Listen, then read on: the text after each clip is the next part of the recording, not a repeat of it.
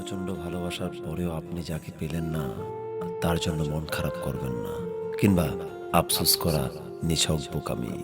আফসোস তো সে করবে যে আপনার কাছ থেকে এত ভালোবাসা, যত্ন, আদর পাওয়ার পরেও আরেকটু ভালো থাকার জন্য অন্য কাউকে বেছে নিয়েছে। ভালোবাসার মানুষকে সবসময় মুক্ত করে দিতে হয়, যাতে মানুষটা অন্তত দেখতে পারে পৃথিবীতে আর কেউ তাকে ঠিক আপনার মতো করে ভালোবাসতে পারে কিনা, বুঝতে পারে কিনা। আর যখন সে মানুষটা পুরো পৃথিবী ঘুরেও আপনার মতো কাউকে পাবে না, ঠিক তখন চরম আফসোস করবে, নিজেকে সান্ত্বনা দেওয়ার ভাষা হারিয়ে ফেলবে। আপনাকে কষ্ট দিয়ে অন্য কোথাও সুখ কোনোদিনও সে পাবে না, এটা নিশ্চিত থাকুন। হয়তোবা আপনার সামনে নিজেকে সুখী উপস্থাপন করার জন্য নানান কৌশল অবলম্বন করবে ঠিকই, কিন্তু ভিতরে ভিতরে সে প্রচণ্ড আফসোস করবে আপনার জন্য। পৃথিবীতে আজকাল প্রকৃত ভালোবাসা যে বড্ড দুর্লভ। যে মানুষ সামান্য একটু সুখের লোভ করে ভালোবাসাকে অবজ্ঞা করে, সে আর কোনোদিনও ভালোবাসা পায় না। কেননা ভালোবাসার মাঝে যে প্রকৃত সুখ, তা অনেক মানুষেরই অজানা। যাকে মন দিয়ে ভালোবাসবেন, যত্ন নিবেন, আগলে রাখবেন, তাকে না পাওয়াটাই বেশ ভালো।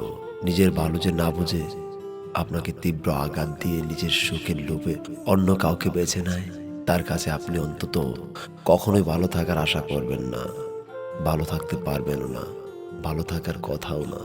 মনে রাখবেন, যাকে প্রচণ্ড ভালোবাসা যায়, তার থেকে প্রচণ্ড ভালোবেসে তাকে হারানোর বেদনাটা অধিক কষ্টদায়ক এবং যন্ত্রণাদায়ক বটে।